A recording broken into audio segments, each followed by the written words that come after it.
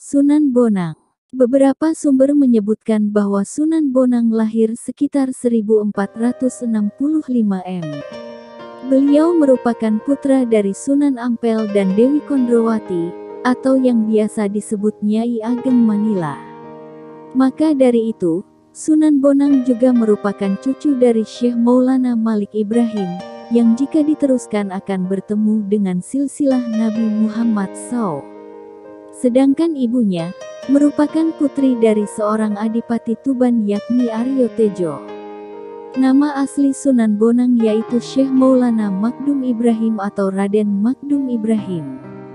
Beliau juga merupakan kakak dari Raden Qasim atau yang dikenal sebagai Sunan Derajat. Sejak kecil Sunan Bonang telah dibekali dengan ajaran agama Islam oleh ayahnya dengan tekun dan disiplin. Bahkan Sunan Bonang yang masih muda pernah melakukan perjalanan jauh untuk mendapatkan latihan atau riyadoh sebagai seorang wali. Saat masih remaja, Sunan Bonang pernah menyeberang hingga ke daerah Pasai, Aceh untuk mendapatkan ajaran agama Islam dari Syekh Maulana Ishak bersama dengan Raden Paku, Sunan Giri. Setelah kembali ke tanah Jawa, beliau menetap di daerah Bonang atau Pantai Utara. Beberapa sumber menyebutkan bahwa beliau tidak menikah dan tidak memiliki keturunan, karena lebih memilih mengabdikan hidup untuk menyebarkan agama Islam. Wilayah dakwah Sunan Bonang. Sunan Bonang. Sepulangnya Sunan Bonang dari riyadoh, beliau kemudian diperintahkan oleh Sunan Ampel untuk melakukan dakwah di daerah Tuban, Jawa Timur. Beliau kemudian mendirikan pondok pesantren sebagai pusat dakwah dan menyebarkan agama Islam melalui penyesuaian adat Jawa. Sementara itu, murid-murid atau santri beliau berasal dari berbagai penjuru Nusantara. Ada yang asli dari Tuban, dari Pulau Madura, Pulau Bawean, dan juga Jawa Tengah. Salah satu murid Sunan Bonang yang terkenal dan sekaligus sahabatnya yaitu Sunan Kalijaga. Menurut beberapa sumber cerita, Sunan Bonang adalah penanggung jawab atas penyesuaian adat Jawa ke Islam yang dilakukan oleh Sunan Kalijaga. Beliau mengajarkan Islam kepada muridnya dengan pendekatan unik melalui alat musik bonang dan juga suluk atau primbon yang hingga saat ini masih tersimpan di Universitas Leiden, Belanda. Dari sumber lain disebutkan bahwa Sunan Bonang turut berjasa dalam mengajarkan agama Islam kepada Raden Patah secara khusus. Raden Patah merupakan putra dari Raja Majapahit Prabu Brawijaya kelima, dan merupakan Sultan pertama Kerajaan Demak, Jawa Tengah. Selain itu, beliau juga diyakini turut membangun dan menjadi imam pertama Masjid Agung Demak. Maka tidak salah jika Sunan Bonang sangat terkenal dan dihormati. Metode dakwah Sunan Bonang melalui alat gamelan. Sunan Bonang. Sebelum Islam masuk Indonesia, masyarakat lebih menganut pada ajaran Hindu dan Buddha. Untuk itu, para wali dalam menjalankan dakwahnya lebih kepada akulturasi budaya, yakni penanaman unsur-unsur Islami tanpa mengubah budaya atau kebiasaan masyarakat yang ada sebelumnya. Sunan Bonang sendiri menyiarkan Islam melalui kebudayaan Jawa. Beliau menggunakan kesenian rakyat seperti pertunjukan wayang dan juga permainan gamelan bonang untuk menarik simpati mereka. Gamelan bonang merupakan jenis alat kesenian daerah yang terbuat dari kuningan dan berbentuk bulat dengan benjolan di tengah. Jika dipukul dengan kayu lunak maka akan timbul suara merdu, terlebih lagi jika yang memainkan adalah Sunan Bonang. Jika beliau memainkan alat tersebut maka rakyat sekitar akan datang untuk mendengarkannya. Bahkan tidak jarang mereka juga ingin mencoba sekaligus menembangkan lagu yang mengiringinya. Sunan Bonang merupakan wali Allah yang memiliki cipta rasa seni yang tinggi. Setiap lagu yang diciptakan untuk mengiringi pertunjukan wayang diisi dengan pesan-pesan agama Islam, dan setiap baitnya ditambahkan 2 kalimat syahadat. Jadi masyarakat akan mudah menerima ajaran Islam dengan senang hati dan tidak perlu dipaksa. Setelah berhasil merebut hati dan simpati mereka, maka tinggal mengisi Islam yang lebih mendalam. Dalam pementasan wayang, beliau merupakan sosok dalang yang sangat piawai dalam menarik dan membius penontonnya. Setiap aransemen yang dimainkan Sunan Bonang terdapat nuansa zikir yang akan mendorong pendengarnya menuju kecintaan pada kehidupan akhirat. Beliau juga gemar mengubah lakon pewayangan dengan memasukkan tuntunan Islam. Salah satu kisah yang terkenal yakni Pandawa dan Kurawa, yang saat itu kental dengan ajaran khas Hindu. Metode dakwah Sunan Bonang melalui karya sastra. Sunan Bonang selain gamelan dan pertunjukan wayang, Sunan Bonang juga terkenal banyak mengubah karya sastra berbentuk tembang tamsil atau suluk. Salah satu karyanya yang sering dilantunkan hingga sekarang yaitu lagu Tombo Ati Penyembuh Jiwa. Suluk sendiri menurut kosakata bahasa Arab bermakna menempuh jalan tarikah atau tasawuf. Jika disampaikan dalam bentuk tembang maka disebut suluk, sedangkan jika diungkapkan sebagai prosa disebut wirid. Macam-macam suluk atau primbon Sunan Bonang. 1. Suluk Wujil. Suluk Sunan Bonang yang paling terkenal yaitu Suluk Wujil. Penamaan Wujil diambil dari nama salah satu cantrik beliau. Dalam syairnya terdapat dua makna. Yang pertama menggambarkan suasana peralihan dari ajaran agama Hindu menjadi Islam. Baik dalam segi budaya, politik, sastra, intelektual dan juga kepercayaan. Seperti runtuhnya kerajaan Majapahit, kerajaan Hindu terbesar dan terakhir di Pulau Jawa, diganti dengan Kesultanan Demak. Sedangkan makna keduanya menjelaskan perenungan ilmu sufi, yaitu ilmu yang mempelajari konsep ketuhanan dan juga perbendaharaan yang dimilikinya. Suluk ini dimulai karena salah satu murid beliau, Wujil Kinasih, ingin mengetahui tentang seluk-beluk agama hingga ke rahasia yang paling mendalam. Adapun makna yang tersirat dari suluk Wujil yaitu tentang pengenalan diri sendiri, hakikat dari sebuah niat, dan tujuan orang beribadah. 2. Suluk Gentur atau Suluk Bentur. Suluk gentur atau bentur menjelaskan tentang jalan yang harus ditempuh untuk mencapai tingkatan tertinggi ahli sufi. Syair ini ditulis dalam sebuah tembang wirangrong yang sangat panjang. Adapun makna dari kata gentur atau bentur sendiri yaitu lengkap atau sempurna. Namun banyak yang mengartikan bentuk semangat atau ketekunan. Adapun kandungan dalam suluk ini menjelaskan tentang syahadat daim qaim dan fana, ruh idafi. Syahadat daim qaim merupakan anugerah untuk bisa menyaksikan seseorang bersatu dengan kehendak Allah. Singkat kata syahadat yang dimaksud yaitu, syahadat penyaksian sebelum terlahir di dunia, syahadat ketika memeluk agama Islam, dan syahadat yang diucapkan oleh para nabi, wali dan juga mukmin sejati. Sementara fana, ruh idafi yaitu bentuk pembuktian ayat Al-Qur'an petik terbalik an 28/88 yang berbunyi, segala sesuatu akan binasa kecuali wajahnya. 3. Gita Suluk Latri. Salah satu suluk Sunan Bonang yang tersimpan di Universitas Leiden ini menggambarkan tentang seseorang yang tengah gelisah menunggu kedatangan sang kekasih. Dan semakin larut waktu malam, maka kegelisahan dan kerinduannya semakin terusik.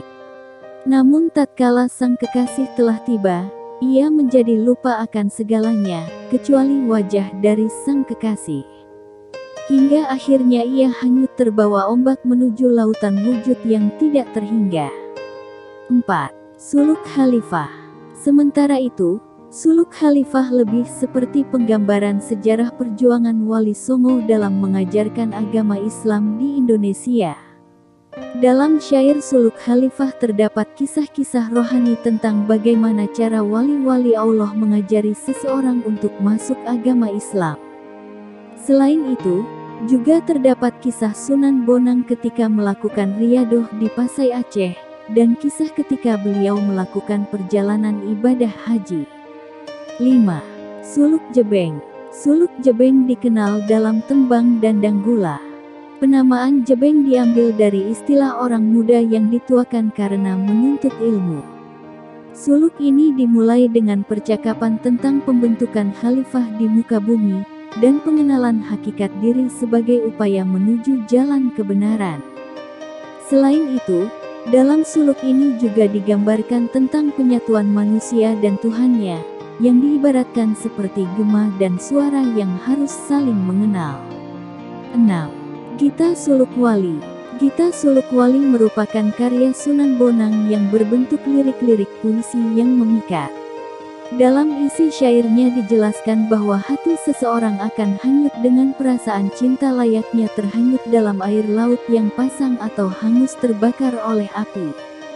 Selanjutnya pada akhir bait dituliskan sebuah pepatah sufi berbunyi, Qalb al-Mukmin Bait Allah, yang artinya hati seorang hamba mukmin merupakan tempat kediaman Allah. Baca. Doa tahlil. Ilmu yang dimiliki oleh Sunan Bonang. Sunan Bonang sebagai putra dari Sunan Ampel yang sangat disegani di seluruh Pulau Jawa, Sunan Bonang juga dikenal memiliki ilmu yang sangat tinggi. Sunan Bonang terkenal memiliki ilmu fikih, tasawuf, usuluddin, seni, arsitektur, sastra, dan berbagai kesaktian, serta kedikdayaan yang tinggi. Selain itu, beliau juga terkenal dengan ilmu kebatinannya. Ia mengajarkan kepada murid-muridnya penekanan ilmu dengan cara sujud, sholat, dan juga zikir. Beliau mengajarkan kepada murid-muridnya cara mengembangkan zikir melalui gerakan-gerakan fisik yang bersumber dari Rasulullah SAW dan dikombinasikan dengan keseimbangan pernafasan, yang disebut rahasia Alif Lam Mim, hanya Allah SWT yang tahu. Ilmu yang diciptakan oleh Sunan Bonang ini diambil dari seni huruf hijaiyah, yang kemudian diajarkan dengan berbagai gerakan-gerakan fisik atau jurus yang penuh makna dan tujuan yang sangat mulia. Dengan kata lain, secara awam penulis mengartikan bahwa Sunan Bonang ingin mengajarkan kepada muridnya sebuah ilmu atau jurus untuk menghafal 28 huruf hijaiyah, agar kemudian mereka bisa membaca dan memahami isi dari Al-Quran.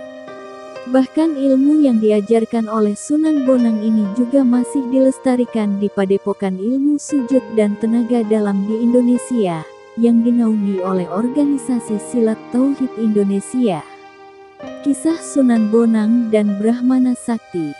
Sunan Bonang, meskipun memiliki ilmu dan kesaktian yang sangat tinggi, namun Sunan Bonang tidak pernah merasa sombong, karena beliau tahu tidak ada yang lebih sakti dibandingkan Allah. Ilmu dan kesaktian Sunan Bonang telah mengubah kiblat masyarakat Indonesia untuk bisa memeluk agama Islam tanpa harus terpaksa. Dan akhirnya berita mengenai Sunan Bonang ini terdengar hingga ke telinga para pendeta atau Brahmana di India. 1. Menentang kesaktian Sunan Bonang. Seorang Brahmana India bernama Sakyakirti bahkan rela mengarungi laut menuju Pulau Jawa hanya untuk menantang Sunan Bonang. Ia bersama murid-muridnya berlayar dengan membawa kitab-kitab referensi untuk digunakan dalam beradu debat. Dan saat berada di tengah lautan, ia kemudian berdiri dengan sombong di atas geladak kapal dan bersumpah akan menebas leher Sunan Bonang jika ia menang dan bertekuk lutut jika kalah. 2. Kesombongan Brahmana tenggelam bersama badai. Saat kapal mereka menuju perairan Tuban, tiba-tiba badai datang dan menghantam kapal yang mereka tumpangi. Segala cara dilakukan sang Brahmana untuk menghalau badai, namun yang terjadi ia kehabisan tenaga dan kapal yang ditumpangi tenggelam.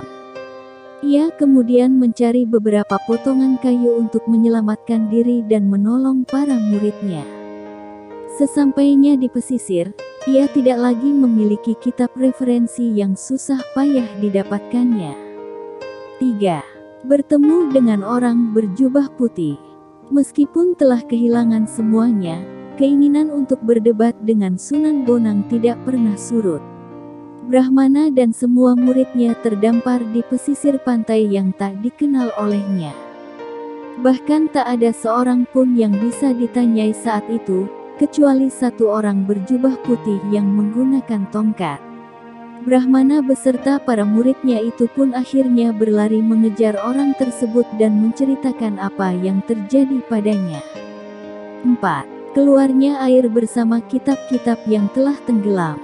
Brahmana juga menceritakan maksud hatinya untuk berdebat agama dengan Sunan Bonang, dan menceritakan tentang kitab-kitabnya yang hanyut tenggelam.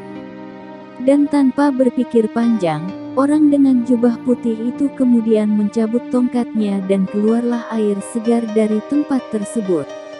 Sang Brahmana pun akhirnya dibuat kaget dengan munculnya kitab-kitab bersama keluarnya air tersebut. Ia pun memeriksa apakah itu benar kitab-kitabnya yang telah hanyut. 5. Brahmana bersujud di kaki Sunan Bonang. Melihat peristiwa tersebut, Sang Brahmana memberanikan untuk bertanya di manakah mereka terdampar saat itu. Dan ketika orang berjubah putih mengatakan itu adalah daerah Tuban, maka seketika Sang Brahmana bertekuk lutut menyembah Sunan Bonang, diikuti dengan para muridnya. Sunan Bonang menyuruh mereka berdiri dan mengajak serta meyakinkan mereka akan tujuan utama mereka untuk berdebat. Namun Sang Brahmana merasa malu dan mengurungkan niatnya.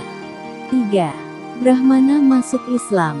Hati Sang Brahmana sangat ketakutan karena semua kitab yang dipelajarinya terbukti benar.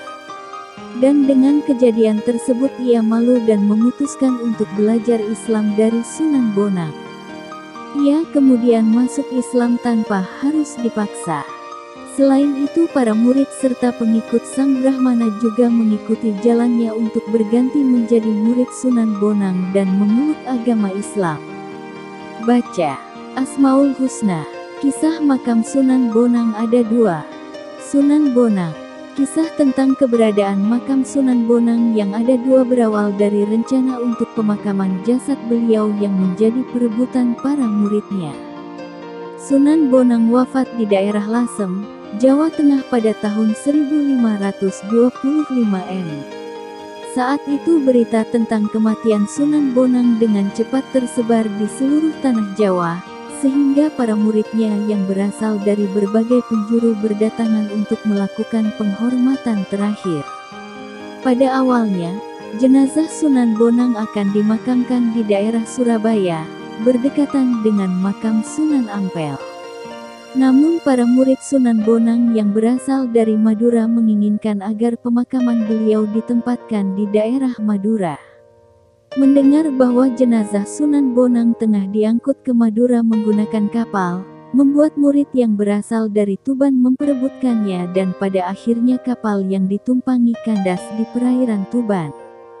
Beliau dimakamkan di sebelah barat Masjid Jami Tuban.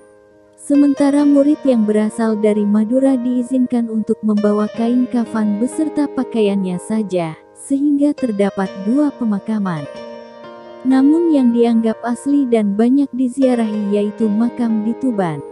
Hanya Allah yang tahu, setidaknya kita bisa mengambil hikmah bahwa Allah akan mengasihi kekasihnya dengan tidak menimbulkan permusuhan.